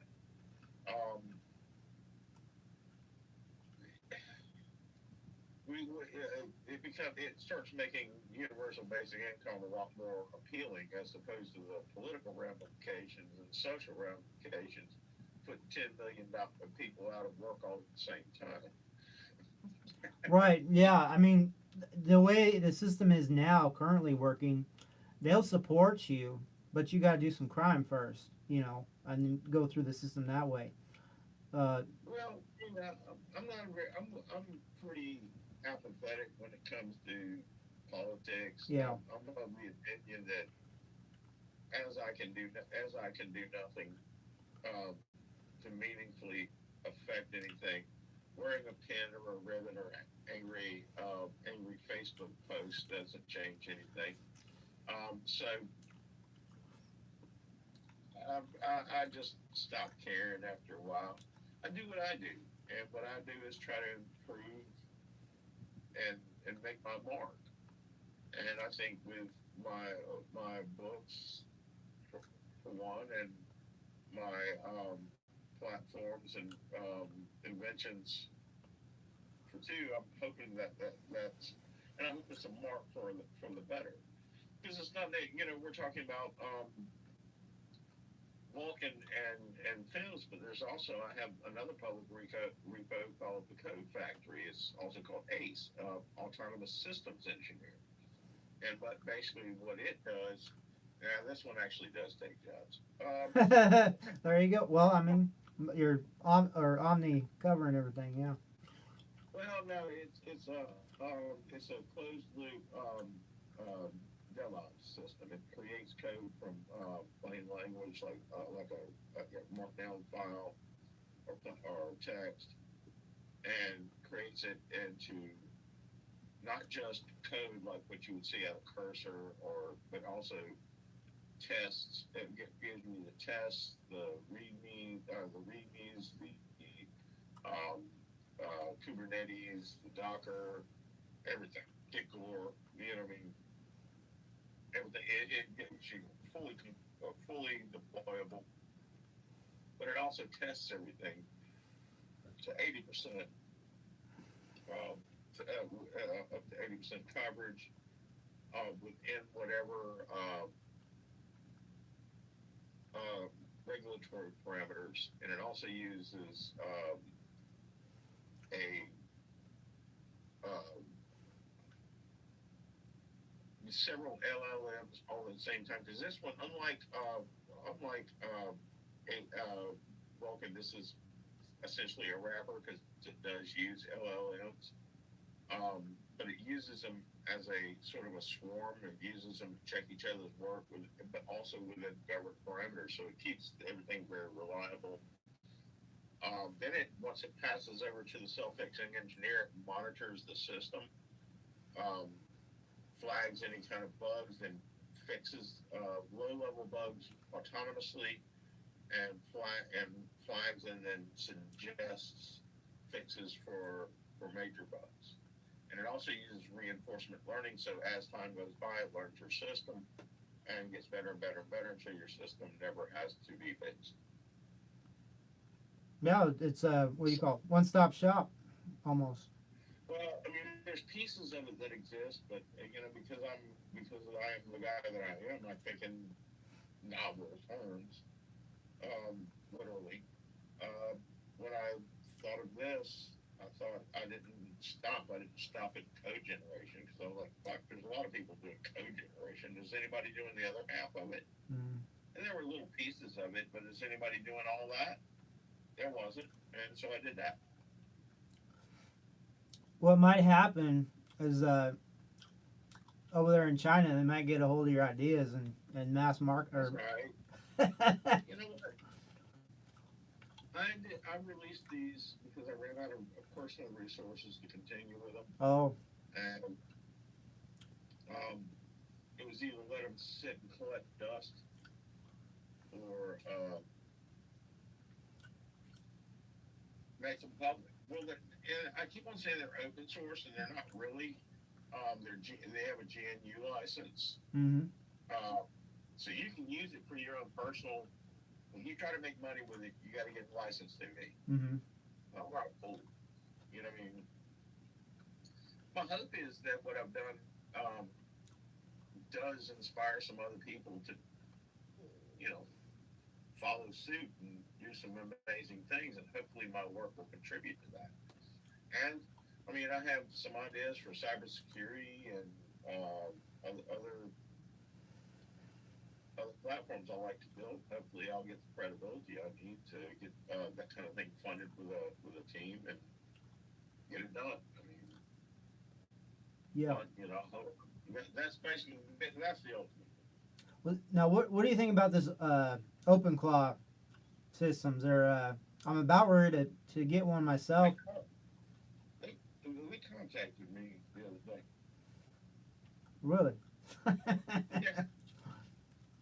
I have no idea what they are. They sent me a message on one of my posts. I don't even know what it is. So it's an autonomous agent. You can install it apparently on modern hardware, but they caution against doing it to your own system in case something goes sideways. So they say put it on. They say put it on a little iMac or something like that, and let it run like that. And basically, it's an agent you can talk to, and it will self-code its way into anything you want. They got people using it to make businesses, or but the problem, the main problem is it uses a lot of tokens. So people are using off-grid AI. Yeah. They're just not doing shit. It's directing the LLM to do shit. Yeah, it's leveraging them. It's like a conductor in the LLM's orchestra, but it's written them, and people are trying to host their own LLMs at home or at their business, so they don't have to pay all these tokens, because it can get wild. You go to sleep and you wake up and it's cleaned you out, cost wise. Well, I was spending $40 a day developing and just token fees Mhm. developing the code factory, because I was doing what's called a sprint developing. I was making changes. Then when I make the changes, it would upload the cloud service, and then I'd run the program. And then whatever went wrong, I would fix it and do it again. But each time we're talking about, Mhm. A steak dinner. you know, because each time I would upload one of the sample README that I was using to test it with, it would create like 70, 80 files. You know, when we're talking like a whole front end, back end, it would create the whole damn thing. And I upload that to a large language model and say, and ask it to tell me what this is, you know, and have it say, well, it's this, this, and this. It's missing this, this, and this. And then I'd go and make for me personally, go through 70 or 80 files every time you know what I'm saying? Right. That's just Too much. way too much. Especially I'm working. You understand? I'm working by myself. Mhm. I freaking Dell.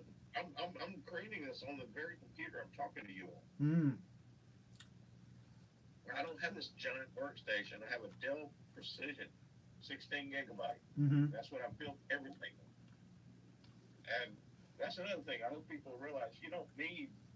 I mean, it's nice to have, but you can do some amazing shit with just commercial over-the-counter hardware and commercial regular subscriptions to different things. You know, use the tools, you know, and find new ways to use the tools. For sure. But Yep. it was an enormous, you know, it was, yeah. But Claude, I mean, those guys said something to me, and I'm God bless them, and I hope they rule the damn world, man. But um,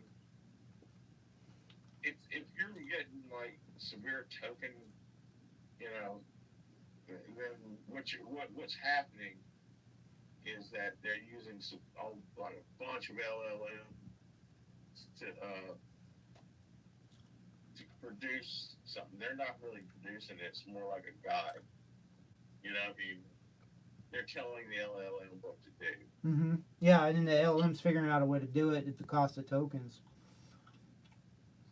It's running it through that, yeah. And nothing wrong with that. I mean, there's certain. I mean, GitHub does it with Copilot. Cursor does it. I had an argument with an engineer one time because he didn't want to admit that Cursor was nothing but a wrapper, and I'm like, it's just a wrapper. It's a really cool wrapper. I'm not shitting on it, but it's a wrapper. I mean, people don't want to hear that something's a wrapper because it comes with some sort of like you didn't admit something. Sure, you did, but you're using the LLM as the reasoning aid. Right. And if you don't want it to be a wrapper, you need to do what I did. I mean, and I freely admit that the code factory is a wrapper. I say that because it's a freaking wrapper. Mhm. You know, I mean, I need an LLM for a lot of the things to work. Yep. For you know, Vulcan's not a wrapper. It can use external LLMs as the language interface, but it doesn't need them for a language interface. You know what I'm saying? Like, it has an internal LLM to do that. It's not a wrapper; it's a cognitive architecture.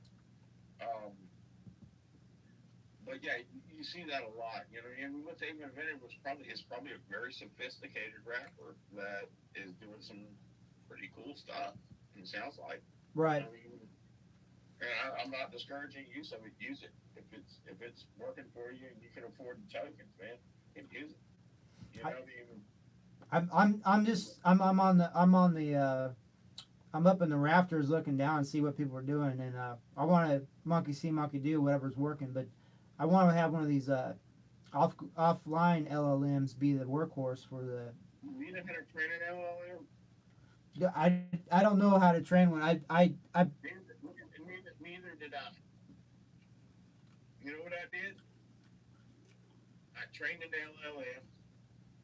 I built it in the LLM, trained it to where it's about the equivalent of Chat 3 or 2 or something like that. You know what I okay. mean? But I did that on my laptop. You don't need crazy shit to do this stuff with. Huh. And anybody who doesn't believe me, it's a public repo. Go in there, look at it. Absolutely, you can just take the LLM that's in there. It's basic by comparison to current LLMs, but it's still an LLM. Mm-hmm. And the reason that you can air gap Vulcan.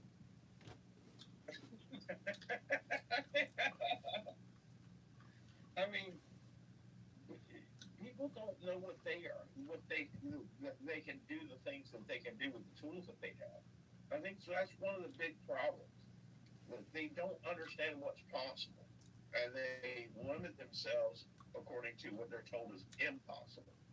Now, you can go way too far with that. You can also um, don't ever let the LLM that you're using become a yes man, and realize your own limitations. I realized mine. I realized my own limitations. That's one of the reasons. Even if I hadn't made my repos public, I'd almost come to the point to where I was going to have to. You know what I'm saying? Like I was at the end of my expertise in any kind of practical way that I was needing outside help. And just don't just if you don't know what the limits are, go out and find out what they are. I mean, I'm happy to give anybody instruction on how to do it with common tools. I'll teach you how to use a hammer if that's what it takes. And it's not like I'm some super famous guy that won't respond to emails. Right. Well, the thing that initially struck me, I was hanging out on Reddit. I have a couple groups I watch and stuff. I'm not a big poster or anything, but when I see something that has promise, I like to feed it into Google Gemini or Grok, and see what they say. And a lot of times they have more insight than I could ever hope for. And I was like, there must be something to this. This LLM's getting excited. But that's one thing. It's not an LLM, though. It's that's one thing that a lot of people misunderstand about Vulcan. It's a hybrid. It uses large language models as the language interface. If they'd have had that technology back in 2010, AI would be different in so many ways than it is now. Actually, I think it would have had to come out a little earlier because this Transformers solved so many problems that they've been having, and problems that accumulated. By the time they came out with Transformer technology, and it on the surface solved them all at once instantly and just got exponentially better. for sure.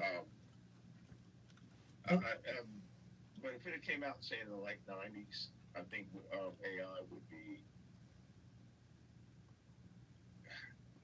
It's world changing now, but I think it would have been a better change.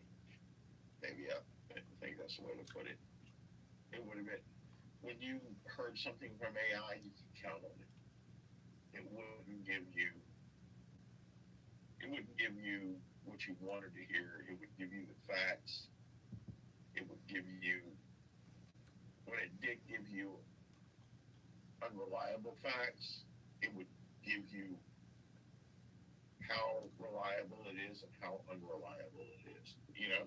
Hey, Angelina Jolie just adopted the country of Africa or some crazy shit like that. This is not very reliable, but this is a report. Yeah. Somebody said that. I might believe. Yes. I mean, it's got a little bit of truth in there somewhere, but yeah, Anyway, so, is there anything else you want to ask me, or? well, in a nutshell, what I mean, if you were trying to get people interested in stuff, I mean, you gave me the big wide scope of everything, but you're saying have them install this Vulcan, and then I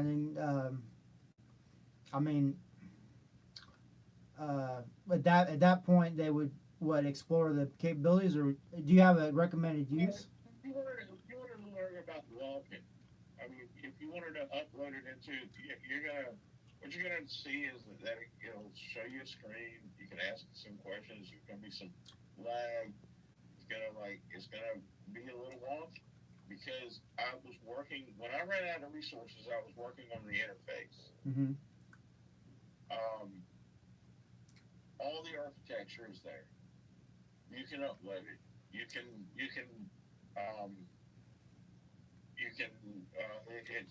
It's completely reproducible. It's completely deployable. But if you want to really use it, you're gonna have to work on the damn thing. So,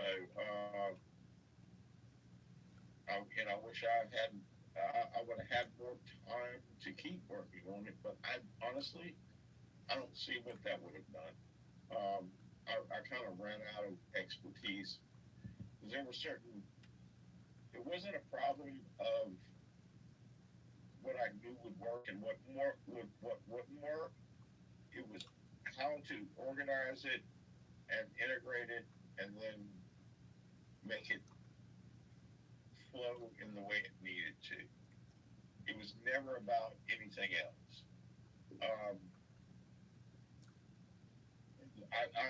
The technology works.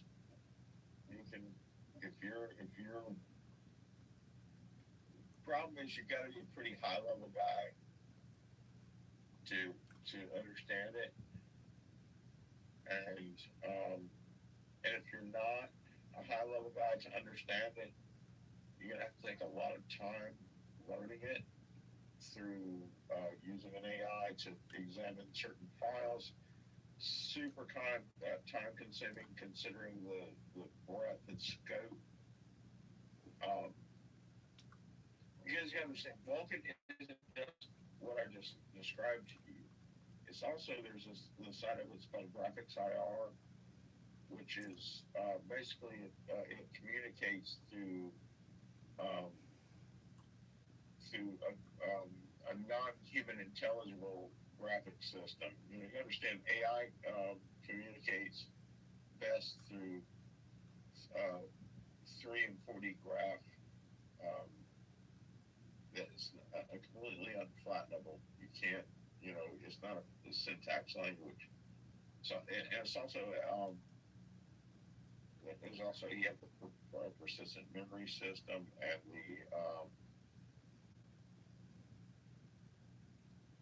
which is literally a persistent memory system. And you have, there's, let's see what else, there's all sorts of crazy shit that I just, the semantic, in the reasoning system, you also have this, it has this thing where it chooses the type of reasoning, whether it needs, so it doesn't have a lot of clog, doesn't hit everything at once.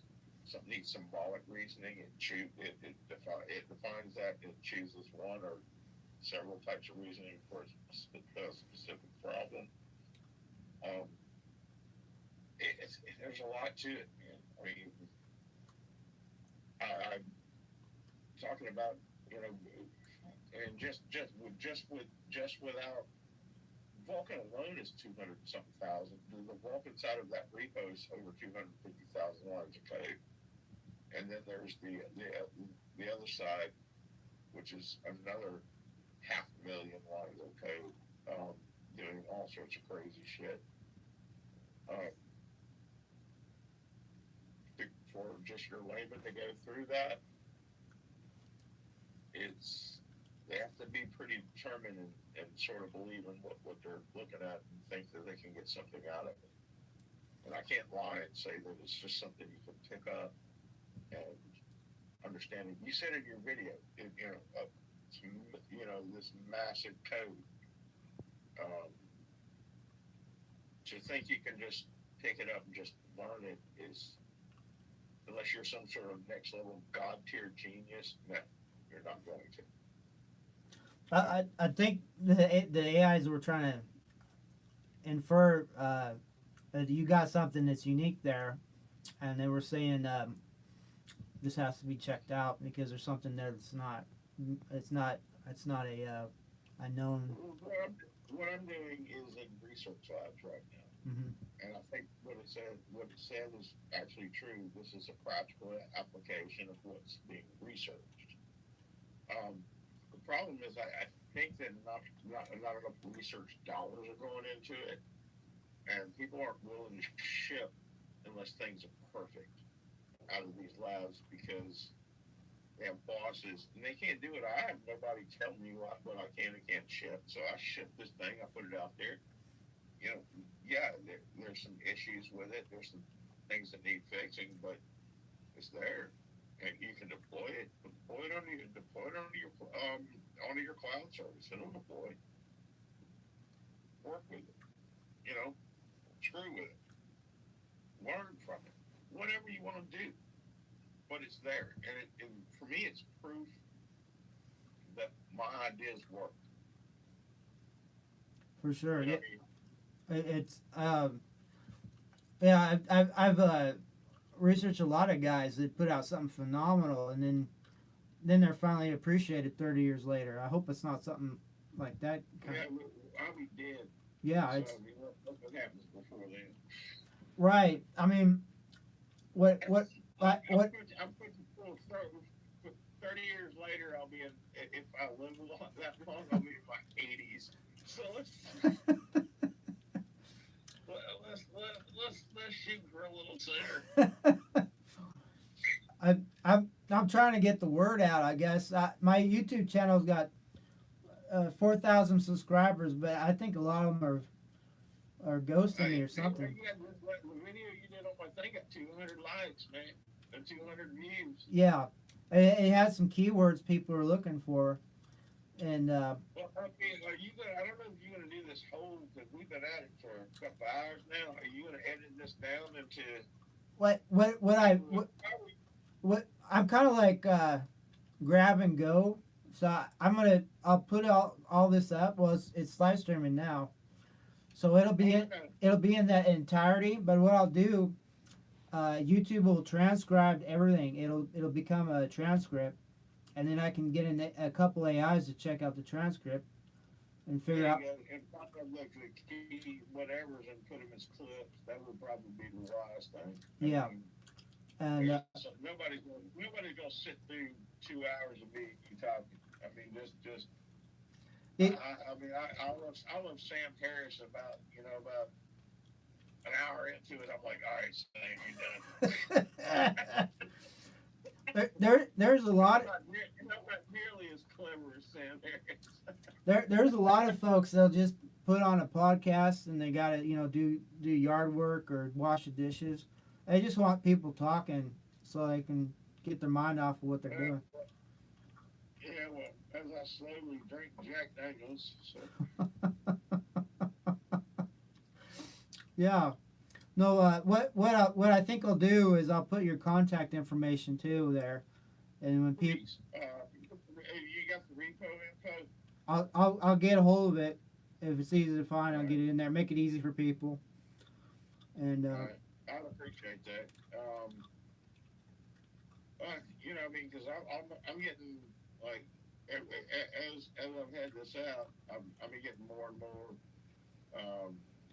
attention from people I just contact. I just had to call my business partner, so I didn't call him on text. And I said, "Look, man, every day I'm getting one or two is starting to come in. People wanting to, hey, I want to collaborate, or hey, I wanted this, or hey, I wanted that. Mostly it's hobbyists. But I'm like, we shouldn't devalue these hobbyists. Right. We need their resources that we could really utilize to do some good stuff, and we need to have a way to sort of curate the bullshitters from the people who are really interested in making a contribution, because they got kind of. Do you mind? I have to say a couple things that I really don't want on the. Oh, okay. Well, if you want to end the live stream, we can. Yeah, let's do that. Okay. All right. So if people want to get a hold of you, I'll put your info in the contact details. Let me. So I got two streams going. One a primary and then a backup here. Let me cut them. Okay, end the stream. And then this one.